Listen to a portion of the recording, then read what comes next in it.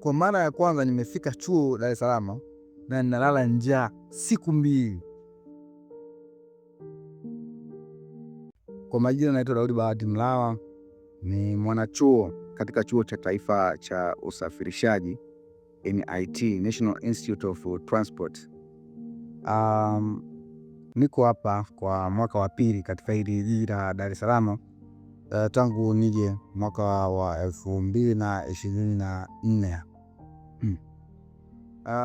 Baada ya kumaliza kidato cha 6, ilikuwa ni ndoto yangu kubwa sana ya kufika chuo kikuu na kuanza maisha ya chuo kikuu, nikiwa na ndoto kubwa sana za kupata maboom, pesa inatolewa na serikali, nikiwa na ndoto kubwa ya kuishi maisha ya kifahari, kwa sababu nilikuwa nikiamini kwamba wanachuo ni miongoni mwa watu ambao wanaishi maisha ya kifahari sana. Baada ya kumaliza kidato changu cha 6, ilikuwa mwaka 2023, kwa bahati mbaya sikufanikiwa kupata mkopo. Kwa hiyo familia wakaona bwana akienda chuo atahangaika sana, na kwa mimi haikuwa ni rahisi kuweza kukubali, yani kukubali tu kirahisi kwamba mimi siendi chuo kwa sababu ya mkopo. Nilingangana sana na wazazi wangu, lakini wazazi kwa kuwa walikuwa wanaona mbali, walishikilia msimamo wao kwamba hatutakuruhusu uende chuo mpaka pale ambapo utapata mkopo.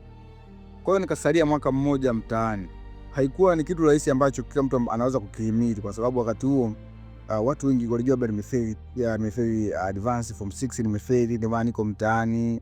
Wengine wakazani wakawa na msemo vibaya kidogo mzee, kwamba huyu mzee inawezekana ni bahati sana na fedha, lakini hataki kumsomesha kijana wake. Kwa hiyo kulikuwa na maneno mengi sana yaliyosemwa wakati huo. Kwa hiyo nikasalia mtaani, nikapambana na hali. Na mshukuru Mwenyezi Mungu, alipofika mwaka 2024 mwezi wa 9 tulipoomba mkopo, majibu akatoka, nika miongoni mwa wanafunzi ambao wakawa wamenufaika na mkopo kutoka CRB. Kwa hiyo nikapangiwa Chuo cha Taifa cha Usafirishaji. Ilikuwa ni furaha kubwa sana kwa familia yangu, kwa wazazi wangu, na nikawa na ndoto sasa za kuja Dar es Salaam kuenjoy maisha ya chuo. Sasa baada ya hapo na kabla ya safari, tulikaa na mzee siku hiyo usiku, akaniambia, mwanangu, unaofika chuo kumbuka kukitunza kile kidogo ambacho utakipata, ishi kwa budget, usiishi kihorera. Kwa hiyo na wakati huo kulikuwa na ndugu yangu mmoja aliyekuwa ni lecturer, kaka yangu mkubwa alikuwa ni lecturer kwenye Chuo cha Taifa kwenye chuo cha UDSM, sio chuo cha taifa. Kwa hiyo akaambiwa, bwana, mdogo wako atakuja, utampokea, utamsaidia kufanya usahihi wa chuo, kisha utamwacha apambane sasa naye tafuta chumba chake, maisha yaendelee. Kwa hiyo nashukuru mzee akanipa pocket money ya kuanzia maisha Dar es Salaam. Nikaanza safari kutoka Dar es Salaam kutoka Mbeya kuja Dar es Salaam. Lakini usiku wa kabla ya safari, mzee alinikalisha karibu kikao cha masaa 6. Mzee akiniambia, Dar es Salaam napoenda huko kuna wanawake. Wazazi wengi ambao wako mikoani wanaamini kwamba wanawake wa chuo ama wanawake walioko Dar es Salaam wanatembea bila nguo. Yaani hayo ndio mawazo yao. Kwa hiyo safari yangu ikaanza kuja Dar es Salaam. Nashukuru Mwenyezi Mungu, ilikuwa ni safari nzuri yenye furaha, nikiwa natumaini kwamba sasa nakwenda kuanza maisha ambayo nilikuwa nikiyatamani kwa muda mrefu. Nikafika hapa Dar es Salaam, kakaangu kanipokea. Nilifika karibu, ilikuwa kama saa 8 usiku hivi. Brother kanipokea, tukafika nyumbani kwake, tukalala, lakini hali ya hewa ilibadilika. Sababu kwetu Mbeya kuna baridi, lakini huku bwana kuna joto kali sana. Kwa hiyo ile hali kidogo kanitesa nini.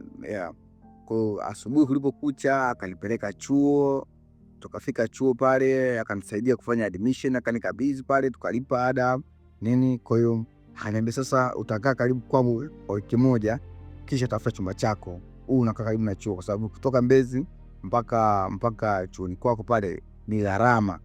Kila siku upande bajaji ni gharama. Kwa hiyo tafuta chumba ambacho kiko jirani na chuo. Kweli nikatafuta sasa chumba ambacho kiko jirani na chuo, nikapata, nikalipa kodi. Wakati tulikuwa tunalipa 60,000 per month, per mwezi. Kwa hiyo nikalipa kodi, nikamlipa dalali, nikaanza sasa maisha, nikanunua vyombo vya ndani. Na siku chache tu baada ya kuanza masomo ya chuo, boom likawa limetoka. Kwa hiyo nikawa nina 600,000 yangu mwenyewe ambayo sipangiwi na mtu, 600,000 ambayo hakuna mtu anaiongelea zaidi yangu mimi. Kiukweli ilikuwa ni furaha sana. Kwa nikafanya nikaspending na nikaona ni hela nyingi sana.